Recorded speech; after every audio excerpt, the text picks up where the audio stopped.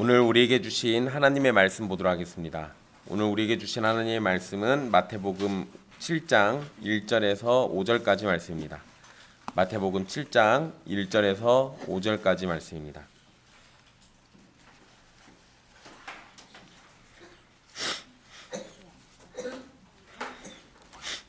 귀하신 하나님의 말씀 받들어서 읽도록 하겠습니다.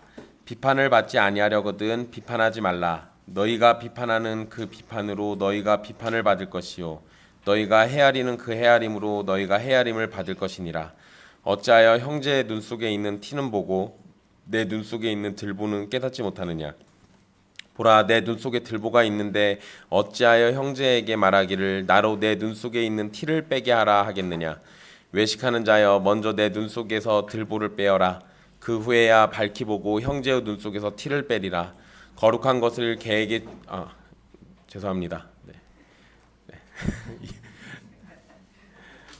이는 살아계신 하나님의 말씀입니다. 제가 설교 준비를 6절까지 다 해놔가지고. 네. 지난 시간에 우리 선하신 하나님에 대한 말씀을 드렸습니다. 우리가 기도할 수 있는 근원, 염려를 그칠 수 있는 근원, 우리가 하나님을 섬길 수 있는 근원은 선하신 하나님이라는 진리 안에 있습니다. 그러니까 우리가 어떤 순간이든 어떠한 상황이든 선하신 하나님에 대한 믿음은 굳게 지켜야 하는 겁니다. 또 그 안에서 우리가 위로도 참되게 얻을 수 있는 겁니다. 그리고 그 선하신 하나님 안에서 우리가 먼저 해야 할 것은 하나님의 나라와 하나님의 의를 구하는 겁니다. 그러면 선하신 하나님께서 우리에게 필요한 모든 것을 아낌없이 주실 겁니다. 이제 우리는 그 선하신 하나님의 백성으로 이제 어떻게 살아야 하는지를 좀 더 살펴보게 될 겁니다. 사실 우리가 산상설교를 살피면서 처음부터 다뤘던 내용이 하나님의 백성은 어떠해야 하는가였어요. 그리고 구원받는 방법에 대한 내용을 팔복이 다루고 있지만 그 팔복은 동시에 하나님의 백성으로서 우리는 어떤 삶을 살아야 하는가, 어떤 사람이 되어야 하는가, 이런 것들을 또 살필 수 있었는데 그 이후의 내용도 마찬가지죠. 그런데 이제 7장에서도 동일하게 하나님의 백성으로 우리는 어떻게 살아야 하는가, 이 부분을 조금 더 세밀하게 이야기를 해주십니다. 오늘 읽은 말씀은 많이 오해가 되는 말씀입니다. 특히 자기중심적인 신앙을 하려는 사람들은 이 말씀을 들어서 자신들의 신앙생활을 변명하려고 합니다. 이 비판을 받지 아니하려거든 비판하지 말라. 그러니까 이걸 이용해서 예수님 그렇게 얘기하셨으니까 함부로 비판하지 말아야 한다. 그러니까 내가 이렇게 하든 저렇게 하든 터치하지 마라. 이런 식으로 이해하는 사람들도 있어요. 그런데 역시 이 말씀은 그런 식의 의미는 절대 아니라는 겁니다. 1절에서 주님은 비판을 받지 아니하려거든 비판하지 말라라고 하셨는데 이 말씀을 문자적으로 받는다면 우리는 당연히 비판을 하지 말아야 합니다. 문자적이라면 당연히 그래야죠. 그런데 예수님께서 말씀하신 비판이 어떠한 것인지를 정확히 살펴보면 얘기가 달라지겠죠. 그러니까 그냥 단순히 문자적으로만 이해해서 이거를 자기중심적으로 이해한다면 아니 내가 이렇게 하든 저렇게 하든 그걸 왜 나한테 비판하고 그래. 예수님 비판하지 말라고 그랬잖아. 이렇게 얘기할 수 있는데 아니요, 예수님은 그런 의도가 아니에요. 그리고 여러분 사실 예수님의 가르침은 상당한 비판이 포함되어 있습니다. 비판하지 말라라는 말씀을 문자적으로 이해하면 이 말씀에 제일 어긋난 사람이 예수님이에요. 너희는 그렇게 들었으나 나는 너희에게 이르노니, 그거 비판하신 거잖아요. 그리고 이제 이것만 나오지 않습니다. 이 뒷얘기는 또 곧장 또 비판에 대한 얘기를 또 언급을 하세요. 그러니까 예수님이 비판하지 말라고 했다고 해서 그것을 문자적으로 이해해서는 안 되는 겁니다. 이 예수님의 가르침 안엔 산상수훈뿐만 아니에요. 마태복음이나 우리 복음서에서 예수님이 하신 얘기들에는 상당한 비판이 포함되어 있습니다. 그리고 우리에게 비판할 것을 요구하고도 있습니다. 그러니까 이 부분에 있어서는 우리가 어떤 의미인지를 한번 잘 생각해 봐야 돼요. 그리고 예수님께서는 바리새인의 의를 능가하는 의를 나타내야 하고 외식하는 자들과 달리 참된 경건을 나타내야 하고 우리의 기도는 이방인의 기도와는 달라야 하고 우리는 분명히 세상의 소금과 빛으로 구별돼야 한다라고 가르치셨어요. 그러면 그건 다 비판을 포함하고 있는 것들입니다. 그러니 주님께서 말씀하신 비판하지 말라는 명령은 모든 비판을 다 금지하는 거라고 이해해서는 안 되는 겁니다. 비판이라고 번역된 단어 그냥 진짜로 비판이 맞아요. 판단하다, 비판하다, 평가하다, 심판하다 이런 의미가 있습니다. 신약 성경에서는 이런 의미들로 많이 사용이 되는데요. 여기에서 예수님은 그냥 비판하는 정도가 아니라 이 재판관이 되어서 심판하는 것에 대한 금지를 말씀하고 있는 것으로 보입니다. 그리고 예수님께서 이제 우리가 6절 말씀, 다음 주에 살펴야 할 6절 말씀에서 개와 돼지를 언급하시거든요. 근데 이거 진짜 개와 돼지가 아니죠. 이건 이제 어떤 사람들을 얘기하신 거예요. 어떤 특정 사람들을 얘기하신 건데, 이 말씀을 생각해 본다면 우리는 누가 개고 누가 돼지인지를 또 판단해야 돼요. 그러면 필연적으로 뭘 해야 합니까? 비판해야 돼요. 그 사람이 한 행동, 그런 모습은 걔는 개야, 걔는 돼지야 이러면 우린 그거 비판한 거잖아요. 그렇기 때문에 이거 무조건 그냥 문자적으로 받아들일 수가 없어요. 또 여러분 15절에서 20절로 가보면 거기 열매로 그들을 안다라는 말씀이 나오죠. 그래서 좋은 열매와 나쁜 열매가 나와요. 그러면 좋은 열매와 나쁜 열매를 분별해야 합니다. 거기다가 또 거짓 선지자들을 멀리해야 하죠. 이러려면 또 뭘 해야 합니까? 비판해야 돼요. 판단이란 걸 우리는 해야 하는 겁니다. 그리고 평가도 해야 돼요. 그러니까 이런 말씀들을 종합해 보면 예수님이 금지하신 것은 모든 판단과 평가를 금지하신 것이 아니라 사랑이 없는 비판을 금지하신 거예요. 우리는 이 부분을 생각해 봐야죠. 사랑 없는 비판을 금지하셨다. 영국의 유명한 설교자인 존 스토트란 목사님이 이렇게 표현을 하셨어요. 분별력을 사용해서 비평가는 되어야 하지만 비난을 좋아하는 재판관은 되어서는 안 된다. 이 표현이 딱 맞는 것 같아요. 예수님께서 금지하신 것은 사랑 없이 비난을 하기 위한 행동을 멈추라는 겁니다. 이건 사랑 없이 비난한다라는 건 목적 자체가 뭔 거예요? 그냥 그 비난이에요. 깎아내리고 그러려는 거예요. 근데 사랑을 포함해서 비판할 수도 있잖아요. 그건 뭐겠어요? 그건 상대방을 위한 거예요. 상대방을 위한 거예요. 간단하게 여러분, 부모가 자식을 훈계할 때는 모든 비판이 포함됩니다. 너는 왜 그걸 그렇게 해? 아니면 너는 왜 게임만 하고 있어? 이러면 그거 다 뭐예요? 비판을 포함하고 있는 거예요. 이제 그때 부모가 자식들에 대한 사랑을 담지 않고 그런 얘기를 한다고 하면 사실 여러분 사랑이 없으면 비판도 굳이 하진 않아요. 물론 그런데 이제 부모 자식 간에는 그게 성립되기가 어렵지만 남에게는 그게 가능합니다. 사랑 없는 비판이라는 게 얼마든지 가능해져요. 그냥 깎아내려서 주저앉히고 멸시하고 조롱하고 그 사람이 그 모욕당하게 만들기 위한 그 자체를 목적으로 삼는 이런 것들이 얼마든지 있을 수 있다라는 것. 이런 말씀들을 우리가 종합해서 이 말씀을 잘 생각해 봐야 합니다. 그런데 여러분 어쨌든 그러면 사랑 없는 비판은 우리가 하지 말아야겠다. 이건 이제 생각할 수 있는데요. 여기서 우리가 중심을 잘 잡을 필요가 있어요. 왜냐하면 교회는 재판관의 역할을 해야 할 때가 많이 있습니다. 교회는 재판관의 역할을 해야 할 때가 굉장히 많습니다. 교회는 거짓된 가르침에 대해서 재판관의 역할을 수행해야 돼요. 거짓된 가르침을 다 받아들일 수는 없는 겁니다. 또 진리를 떠나 주님의 몸된 교회를 어지럽히는 거짓 지도자들에 대해서는 엄중한 비판을 아끼지 말아야 합니다. 그런데 중요한 건 이런 비판이 인간적인 감정이나 경험 또는 이성을 기초하는 것이 되어서는 안 된다라는 거예요. 우리가 하는 비판의 근거는 언제나 하나님의 말씀에 따라야 합니다.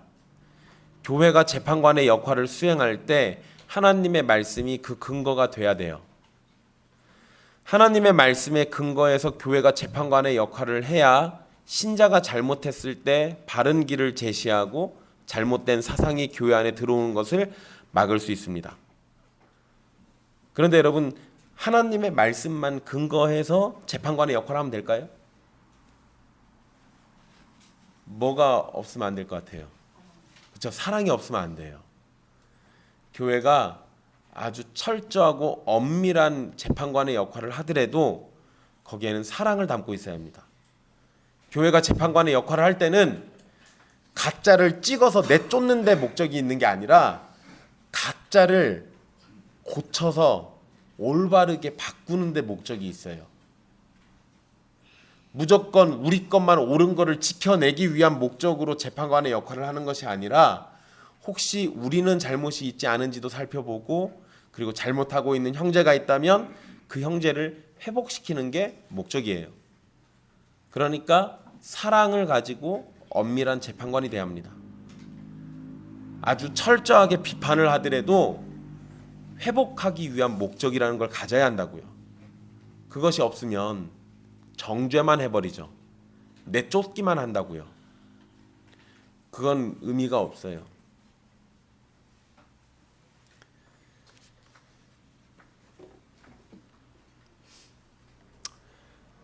그래서 어쨌든 교회는 재판관의 역할을 필연적으로 해야 합니다. 그리고 교회 지도자들이 하는 이야기에 대해서도 성도들은 분별이란 걸 해야 돼요. 목사가 선포하는 설교가 모두 성경적으로 완벽할 수는 없습니다. 그래서 우리는 목사가 하는 말이 과연 성경에서 벗어남이 없는지 살펴봐야 합니다. 이런 일이 쉽지는 않죠. 그러잖아요. 제가 작정하고 교묘히 여러분들을 속이려고 한다면 그냥 여러분들이 모르는 말을 막 써가면서 속일 수 있을 거 아니에요. 그래서 이런 일이 어렵기 때문에 장로라는 직분을 둬서 목사의 설교를 선하게 감독하는 겁니다. 동시에 노회의 지도 아래에서 목사의 설교가 올바른지도 함께 살펴보는 거예요. 그게 우리한테 그렇게 구조적으로 필요한 겁니다. 이렇게 교회 안에서는 서로 판단하고 살펴보는 것이 분명히 필요합니다. 그러나 이러한 판단의 근거가 하나님의 말씀이어야 한다는 사실을 놓쳐서는 절대 안 됩니다. 그런데 주님께서 비판하지 말라고 말씀하실 때는 방금 말씀드린 이러한 태도의 비판이 아니라 올바르지 않은 비판의 자세를 이야기하고 있는 겁니다. 2절 말씀을 보시면 예수님께서는 너희의 비판하는 그 비판으로 라고 말씀하셨고 또 너희가 헤아리는 그 헤아림으로 라는 말씀을 하세요. 즉 비판과 헤아림의 근거가 어디에게 있다는 거예요? 자신에게 있어요. 너희의 비판이고 너희의 헤아림이라는 게 문제예요. 여기에서 헤아린다라는 표현은 측정한다라는 의미가 있습니다. 그러니까 우리가 다른 일을 판단하는 기준으로 똑같이 판단받게 될 것이라는 말씀이에요. 교회와 교회의 지도자들은 하나님의 말씀을 따라서 판단하고 재판관이 되어야 한다고 말씀을 드렸는데요. 그러나 타락한 사람들은 하나님의 말씀을 따라서 생각하기보다는 자기 생각과 판단과 경험에 따라서 판단하기가 쉽다라는 거예요. 이건 굉장히 심각한 문제죠.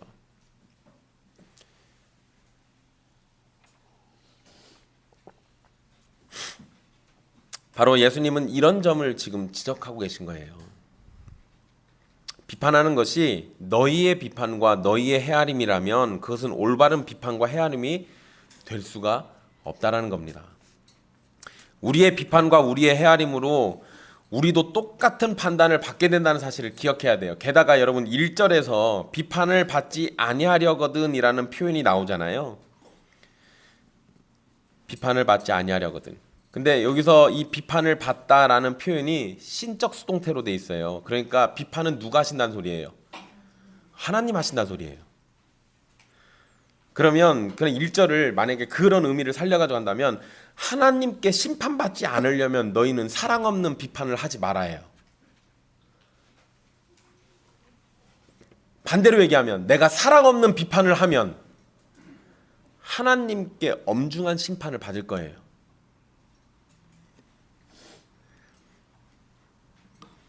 우리가 사랑 없이 누군가를 비판하고 재판관의 자리에 서게 되면 사랑 없는 하나님의 심판을 분명히 받게 될 겁니다.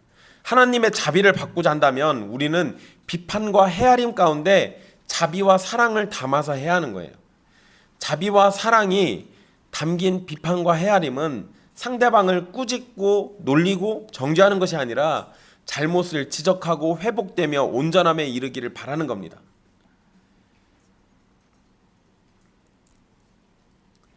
또한 예수님은 3, 4절에서 눈 속에 있는 티와 눈 속에 있는 들보라는 것을 사용하셔서 이제 예를 들어서 설명해 주시는데요. 여기에서 예수님은 형제를 먼저 언급하셨어요. 그러니까 어찌하여 형제의 눈 속에라고 하면서 형제라는 말을 먼저 쓰시잖아요. 그 얘기는 이 비판과 헤아림이라는 일이 어디 안에서 먼저 일어난다는 거예요. 교회 안에서 먼저 일어나는 걸 얘기하시는 거예요. 교회 안에서. 물론 여러분 교회 공동체를 넘어서도 우리는 생각해 볼 필요가 있어요. 교회 바깥에 있는 사람들에 대해서 우리가 비판할 때도 사랑이라는 걸 담고 비판해야죠. 그래야 하는 거예요. 그렇게 안 하면 우리가 누구를 전도하겠어요? 전도라는 걸 할 수 있겠어요? 교회 바깥에 있는 사람들을 사랑 없이 비판하면 그들에게 우리가 어떻게 예수님을 전해요? 그런 건 사실 가능하지 않아요. 잘못은 호되게 꾸짖더라도 사랑하는 마음을 담아가지고 해야 한다고요. 여러분 구약의 선지자들이 이스라엘이 범죄할 때 하나님의 말씀을 가지고 와서 이스라엘을 아주 신랄하게 비판하고 꾸짖습니다. 그런데 그렇게만 꾸짖고 말아요? 아니요, 그러지 않아요. 그들을 위해서 눈물도 흘려요. 그들이 회복되기를 바라기도 하고 하나님께서 그들이 회복될 거라는 말씀을 주실 때는 그것을 또 뜨겁게 전한다고요. 그런 걸 생각해 보면 우리가 하나님의 백성이라는 그 테두리 안에 있는 사람들에게만 이럴 게 아니라 그 바깥에 있는 사람들에게도 비슷하게 동일하게 해줘야 하는 거예요. 어쨌든 여러분 교회 공동체를 넘어서도 생각할 문제지만 먼저는 교회 가족들 사이에서 비판과 헤아림이 어떠해야 하는지 이거를 우리가 1차적으로 먼저 생각해야 돼요. 왜냐하면 형제라고 하셨으니까. 예수님은 자신의 눈에 있는 들보는 보지 못하고 형제의 눈 속에 있는 티를 빼겠다는 사람들에 대해서 이야기를 합니다. 여러분 여기서 이 들보라는 표현은요, 뭐 그냥 말만 들어도 대충 뭔진 감이 오시긴 할 거예요. 근데 여러분 이 단어가 그 기둥을 얘기하는데요. 집에 있는 기둥이요. 근데 요새 사실 우린 집에서 기둥 보기가 쉽지는 않아요. 근데 이게 지붕을 떠받치는 기둥을 가리키는 표현이에요. 지붕을 떠받치는 기둥.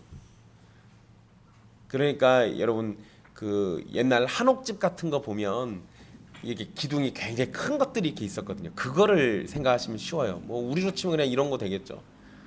사실 여러분 그냥 요것만 봐도 이해가 되긴 해요. 여러분 이걸 눈에다 넣어보세요. 이게 눈에 들어가긴 합니까? 이게 눈에 들어갈 리는 없죠. 근데 예수님이 과장법을 쓰신 거예요. 우리 눈에 이게 있대요. 그리고는 다른 사람 눈에 있는 티끌을 빼겠대요. 여러분 티로 번역된 표현은 톱밥가루, 왕겨가루 같은 거예요. 왕겨 말고 왕겨가루.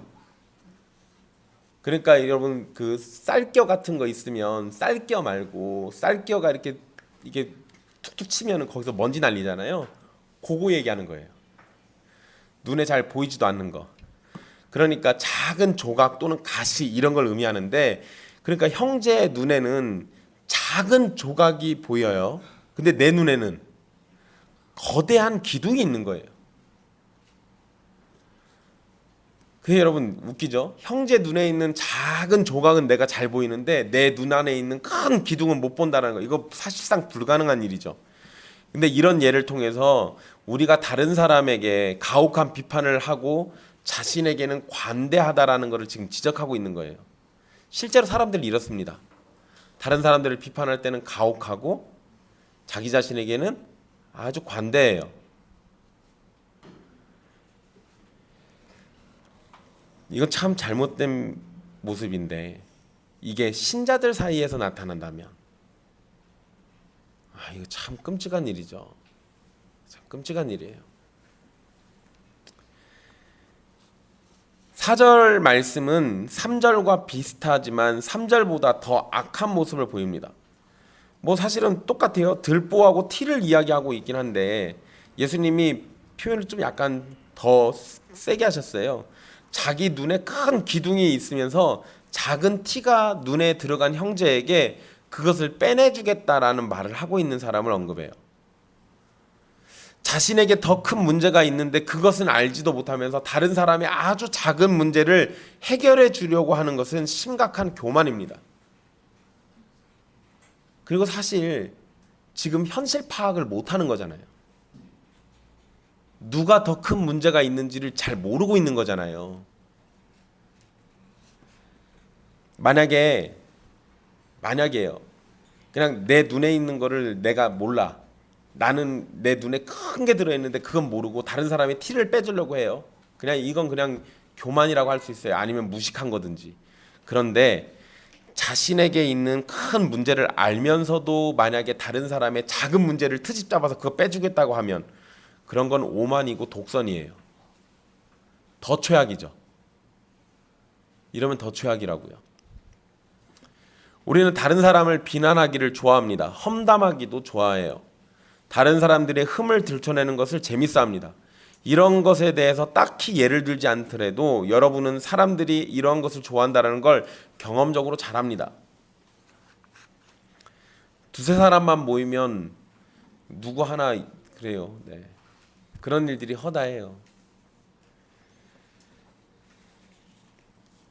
그래서 여러분, 다른 사람의 흠을 들춰내는 사람들은 깨끗하던가요? 사실 그러지 않아요. 절대로 그렇지 않습니다. 사실 다른 사람들의 흠을 들춰내는 사람들이 굳이 아니더라도 우리 모두는 흠이 없지 않습니다. 그렇지만 대부분 사람들은 자신이 흠이 없다고 생각을 하는 것이 문제예요. 바로 그런 문제, 그거를 지금 주님이 지적하고 계신 거예요. 나도 잘 못하면서 다른 사람들을 막 욕하고 다니는 거.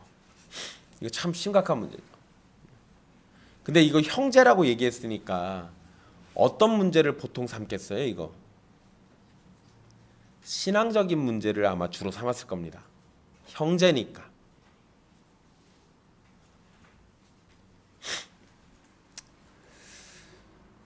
다른 사람의 눈 속에 있는 티끌을 비난하고 있지만 정작 자기 눈에 있는 대들보를 보지 못한다는 것이 얼마나 웃기는 모습입니까? 사실 여러분, 티끌만 있어도 우리는 눈의 불편함을 굉장히 많이 느낍니다. 눈에 작은 먼지 하나만 들어가도 굉장히 까칠까칠하게 참 귀찮잖아요. 그런데 여러분, 눈에 대들보가 있으면 이건 불편한 정도가 아니라 앞을 볼 수가 없는 상황이죠. 예수님은 바로 그렇게 맹인과 같은 존재가 다른 사람의 눈에 티끌을 보고 그걸 빼내주겠다라고 하는 행동에 대해서 잘못된 일이라고 지금 지적을 하고 있어요. 그러면서 5절에 예수님이 외식하는 자라고 부르시면서 먼저 내 눈 속에서 들보를 빼어라. 그 후에 밝히 보고 형제의 눈 속에 티를 빼리라 라고 말씀하셨어요. 그러니까 타인의 눈에서 티끌을 제거하지 말라고 말씀하시는 게 아니에요. 제거해줘야지. 형제가 불편할 거니까 빼줄 건 빼줘야 돼요. 그런데 뭐부터 하라는 거예요? 형제의 눈 속에서 티는 빼줘야 하는데, 그러나 그 전에 내 눈 속에 있는 들보를 빼내는 것이 먼저라는 겁니다. 내 거부터 잘 해결하고 그리고 다른 사람 거 해결하라고요. 이 얘기를 하신 거는 다른 사람들을 비판하는 데만 빠른 우리의 행동을 나 자신에게 먼저 하라는 거예요. 나는 잘하고 있는지 나를 먼저 돌아보라는 겁니다. 사람들은 다른 사람의 잘못을 들춰내서 자신을 높이는 일을 잘합니다. 여러분, 이제 우리 좀 있으면 선거 오잖아요. 선거철에 이거 제일 많이 나와요. 다른 경쟁 후보들 뭐 못한 거 막 트집 잡죠. 서로 트집 잡기 시작하면 누가 못된 놈인가 경쟁하는 거밖에 안 돼요. 근데 사실 여러분, 더 나쁜 놈이 좀 덜 나쁜 사람한테 이런 거 트집을 더 잡습니다. 왜냐면 내가 나쁜 놈이기 때문에 나보다 더 나쁜 놈이라는 걸 자꾸 부각시켜야 하거든요. 그래서 자꾸 이걸 들춰내요. 그런데 이건 우리의 일상생활에서 비슷해요. 사람들은 이런 모습들을 잘 보입니다. 이건 세준이가 세민이한테 손가락질을 하고 있는데 그런 거죠. 과연 세준이는 세민이에게 떳떳한가?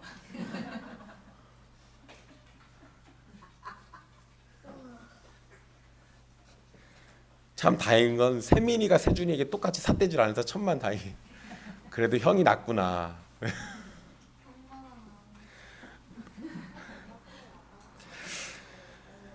누군가를 비난할 때 우리는 나는 그와 같지 않으니 다행이다라는 식으로 생각하기가 쉽습니다. 여러분, 예수님께서 누가복음 18장 9절에서 14절에 이와 같은 사람에 대해서 지적을 하신 말씀이 있어요. 여러분들 잘 아시는 겁니다. 바리새인하고 세리가 성전에 올라가서 기도합니다. 근데 바리새인은 기도하면서 뭐라고 하냐면 이래요. 나는 다른 사람들 곧 토색, 불의, 간음을 하는 자들과 같지 아니하고 이 세리와도 같지 아니함을 감사합니다라고 기도해요. 지금 바리새인이 하는 행동은 다른 사람들의 잘못을 들춰내서 자신이 의롭다라는 것을 주장하려는 겁니다. 바리새인은 하나님께 기도하면서 자신은 하나님께 할 도리를 다했고 죄를 짓지 않았다면서 다른 사람들의 잘못을 들춰내고 옆에서 기도하는 세리와 자신을 비교하면서 자신의 의로움을 뽐내고 있어요. 정말로 그랬을 수도 있어요. 바리새인은 토색도 안 하고 음란도 안 하고 간음도 안 하고 도적질도 안 하고 그랬던 사람일 수도 있어요. 그런데 그것을 들춰내서 저는 그런 짓을 안 합니다. 저는 쟤네들처럼 그렇게는 안 살았어요. 그러니까 저는 쟤네들보다는 낫죠. 하나님, 이 얘기하는 거잖아요.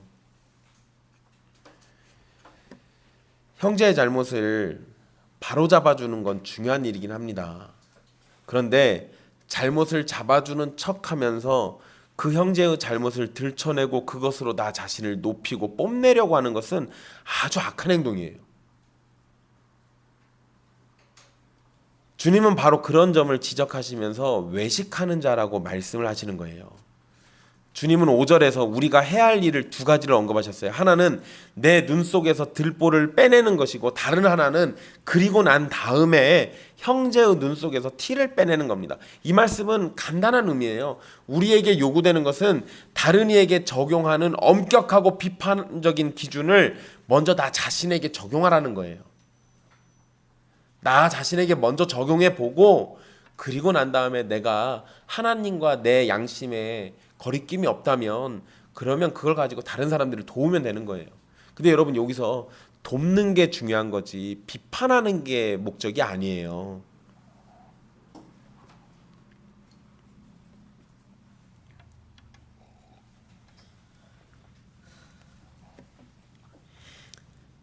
여러분, 제대로 도우려고 하는 사람은 상대방을 깎아내리고 뭉개고 이러진 않습니다.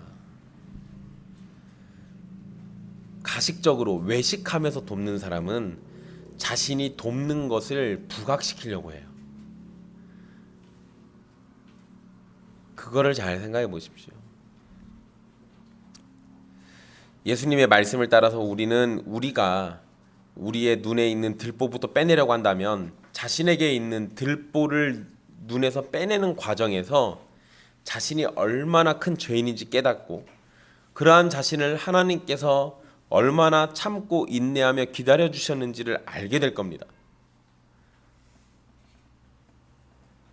그러니까 예수님 말씀을 또 문자 그대로 이해하지 마시라는 얘기하는 거예요. 아, 내 눈에 있는 거 먼저 빼내고 그러고 난 다음에 딴 놈들 비판하면 되겠구나, 이게 아니고 예수님의 이 말씀은요, 실제적으로는 내 눈에서 들보를 빼다 보면은요, 작은 티 빼주려고 하다 보니까 그러다가 내 거부터 빼야지 해서 빼다 보니까 나한테 더 큰 게 나와요. 그럼 뭔 생각이 들겠어요? 이거 빨리 빼고 내가 쟤 도와줘야지, 이 생각이 들겠습니까? 아니면 내가 더 심각한 문제가 있었구나라는 걸 깨닫겠어요?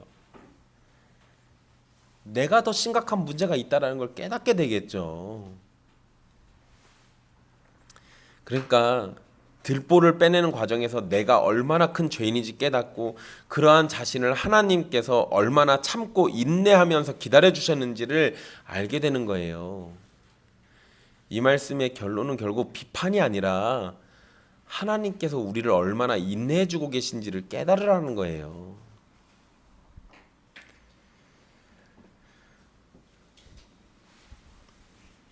그리고 정말로 그렇게 다 하고 나면 그런 후에 자기 형제의 작은 티를 생각한다면 비판과 정죄보다는 기도와 자비로 그 형제가 작은 티를 빼내기를 바라게 될 겁니다.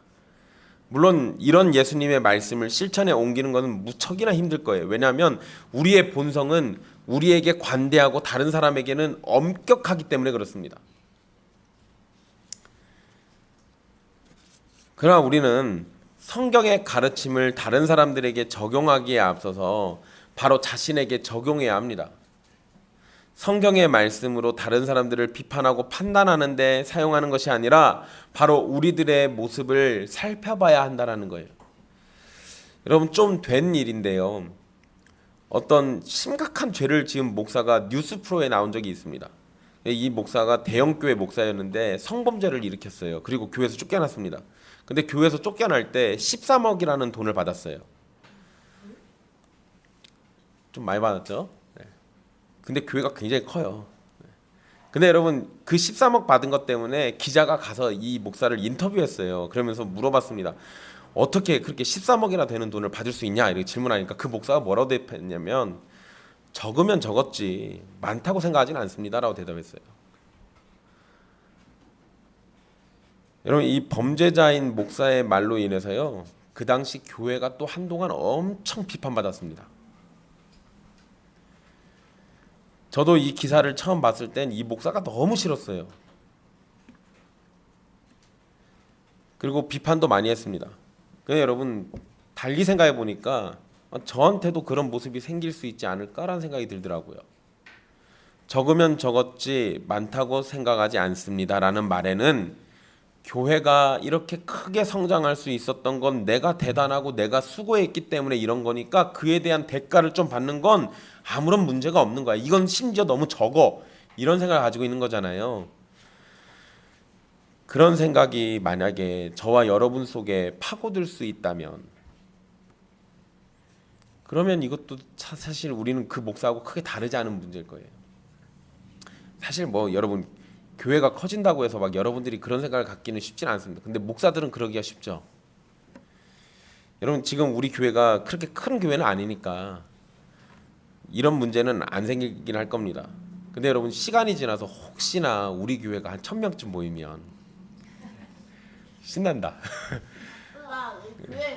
네, 근데 여러분 알죠? 우리 1000명 모이면 안 돼요. 분립해야 돼요. 근데 여러분, 만약에 우리 교회가 어느 정도 규모를 갖추게 되면, 그러면 그때 교회의 주인 행세를 하고 교회 안에서 자신의 공로를 드러내려는 사람들이 생겨나기가 쉬워요. 정말 가족처럼 잘 지내다가 교회가 예배당 짓고 좀 사람들이 많이 모이기 시작하면 꼭 주인 행세하려는 사람들이 나타납니다. 꼭 목사만 그러는 게 아니에요. 교회 초창기부터 같이 했던 사람 또는 교회를 열심히 섬겼던 사람, 이런 사람들에게서 그런 모습들이 나타나기도 해요. 여러분, 제가 우리 교회를 개척할 때부터 시작했던 목사니까 저도 그럴 수 있습니다. 어쩌면 훗날 제가 교회를 떠나게 될 때 이 교회에 있는 것 하나하나가 다 아까워가지고 그냥 이렇게 못 떠나고 뭐 좀 한몫 챙겨달라고 할 수도 있어요. 웃으시는 분들은 챙겨주시려고 그러시는 거고. 여러분, 여러분들도 사실은 우리 교회가 시작할 때부터 함께 하셨던 분들도 있고 지금 어려운 형편 속에서도 교회를 잘 지키고 섬기시는 분들도 있기 때문에 여러분들도 사실 이런 위험에 놓여 있는 겁니다. 만약 우리가 훗날 예배당 건물이 생기고 어느 곳에 자리하게 된다면 지금 이렇게 우리가 좋은 자리에 앉아서 예배드리고 식사할 수 있고 좋은 예배당을 가진 건 다 우리들의 수고 때문이야 라는 생각을 갖게 돼요. 그렇게 하면서 교회의 터줏대감이 되어서 주인 행세를 할 수도 있어요. 시간이 좀 더 흐르면 내가 왜 이렇게 고생했는데 나한테는 집사 직분이나 장로 직분을 주지 않느냐면서 불만이 터져 나올 수도 있습니다. 이런 모습이 나타난다면 전별금이 작다고 불만을 가진 목사와 전혀 다르지 않은 거예요. 단지 정도의 차이만 있는 것뿐이지 하나님 앞에서 추한 모습인 것은 매한 가지입니다. 죄를 지은 목사에게 한 비판을 우리 자신에게도 적용해야 한다는 거예요. 그 죄진 목사를 변호하고 그 사람 비판하지 말라고 할 생각은 전혀 없어요. 그 사람은 그 이후에도 그것보다 더한 범죄들을 계속 저지르고 있으니까. 그러니까 나쁜 목사 맞아요. 그런데 그 사람에게 하는 비판을 우리 스스로에게도 던져보라는 거예요. 오늘 말씀을 비판을 나에게도 형제에게도 철저하게 하자는 식으로 끝을 내면 사실 근데 또 예수님의 의도와는 약간 달라지게 됩니다. 왜 산상수훈에서 예수님은 이 말씀을 하셨는가에 대해서 생각을 해봐야 돼요. 오늘 본문에서 형제라는 단어가 반복해서 나옵니다. 그러니까 예수님께서 염두하고 계신 건 교회 안에서 형제에게 가하는 비판에 대한 겁니다. 그런데 여러분 이걸 제가 6장과 연결해 가지고 좀 이해를 해보려고 해요. 6장에서는 외식에 대한 세 가지를 주의시켰습니다. 구제, 기도, 금식. 그런데 교회 안에 있는 사람 중에서 아직 어리숙하거나 몰라서 잘못하는 경우가 있을 수 있어요. 어린아이와 같은 신앙을 가진 사람들이 있을 수 있는데 장성한 신앙인이 자신의 기준으로 어린아이와 같은 신자를 비판하면서 만약에 정죄한다면 어느 누가 걸리지 않겠습니까? 나는 이렇게 기도하는데 너는 왜 이렇게 기도 안 해? 나는 이렇게 구제하는데 너는 왜 이렇게 구제 안 해? 나는 수시로 금식하는데 너는 왜 금식 안 해? 이런 식으로 만약에 비판한다고 하면 누가 살아남을 수 있겠어요? 또 교회 안에 있는 형제자매 중에선 금전적인 것으로 힘들어하면서 재물 때문에 염려하고 근심하는 사람이 있을 수도 있습니다. 그런 사람을 향해서 6장의 말씀을 가지고 너 염려하는 거 보니까 넌 신자가 아닌가 봐? 너 돈 때문에 전전긍긍하는 거 보니까 너는 하나님을 섬기지 않는 것 같아.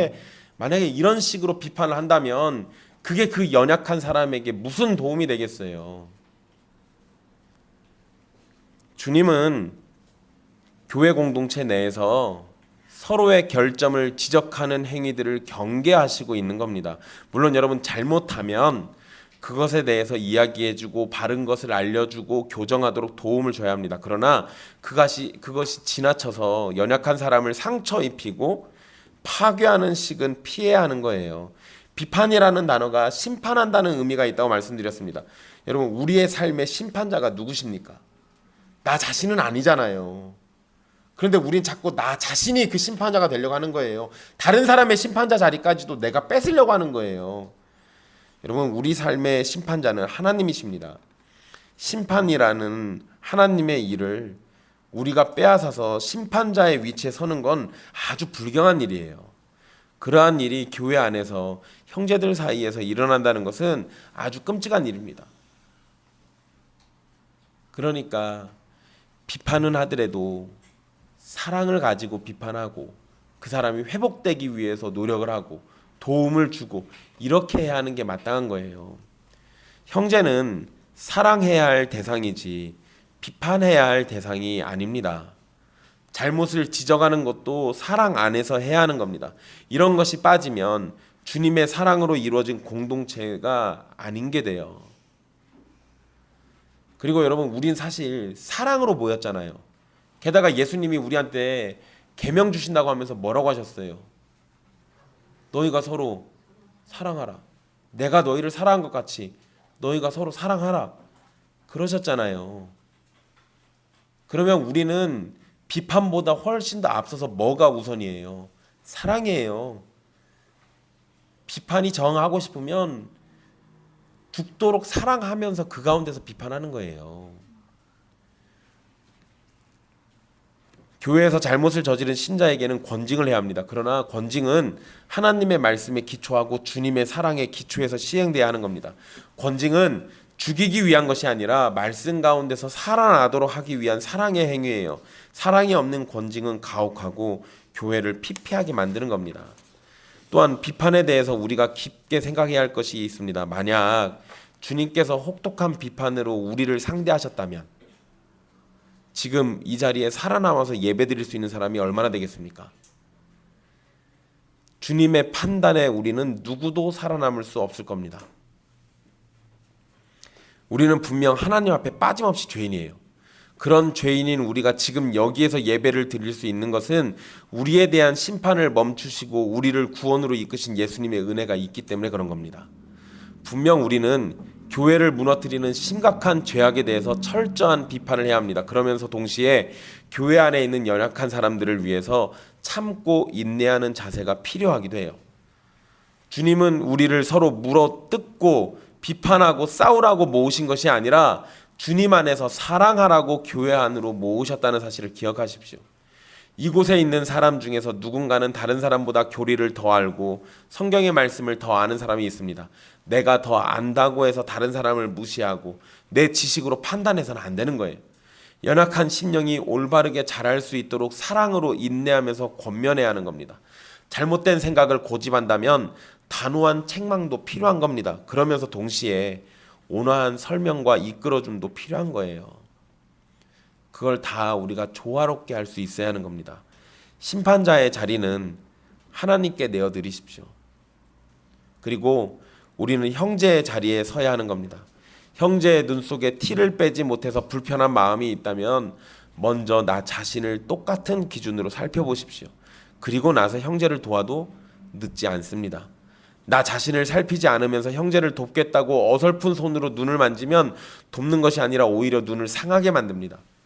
주님이 피 흘리신 값으로 사신 형제를 나의 어설픈 손으로 다치게 하지 마십시오. 주님의 죽으심으로 이끌어 주신 형제이기 때문에 소중히 다루고 서로 돌봐야 하는 겁니다. 사랑하는 형제 자매 여러분, 믿음으로 사는 삶 가운데 우리는 잘못을 저지를 수 있습니다. 형제가 잘못을 저질렀을 때 또는 실수나 실패를 했을 때 그것을 정죄하고 멸시하는 것은 형제가 저지른 잘못보다 더 큰 죄악입니다. 그것에 옳고 그른 것을 따질 수는 있으나 사랑의 마음이 아닌 비난과 정죄는 하나님 앞에서 죄악된 모습입니다. 우리는 사랑을 가지고 형제를 돌봐야 하는 겁니다. 그를 정죄하고 비난할 것이 아니라 그의 잘못을 살펴보고 회복시키고 일으켜 세울 것을 생각해야 하는 거예요. 예수님 안에서 사랑의 공동체로 모였다면 교인의 실패, 성도의 실패는 우리의 실패처럼 여기고 그들의 잘못은 우리의 잘못으로 여기고 사랑 가운데 함께 회복되기를 소망해야 하는 겁니다. 그리고 지금은 다른 사람의 잘못을 사랑 없이 비판할지 모르지만 곧 그러한 일이 나에게도 벌어질 수 있다는 걸 생각해야 돼요. 내가 사랑 없이 비판하면 나도 자비 없는 비판을 받을 거예요. 내가 사랑으로 누군가를 보듬어 주면 나도 그 사랑으로 보듬어짐을 당하는 겁니다. 사랑으로 다른 형제를 회복시키고 있다면 다음에는 그 사랑으로 내가 회복을 경험하게 될 거예요. 그러니 예수 그리스도 안에서 사랑으로 교회와 교인을 대하십시오. 그것이 주님의 가르침입니다. 기도하겠습니다.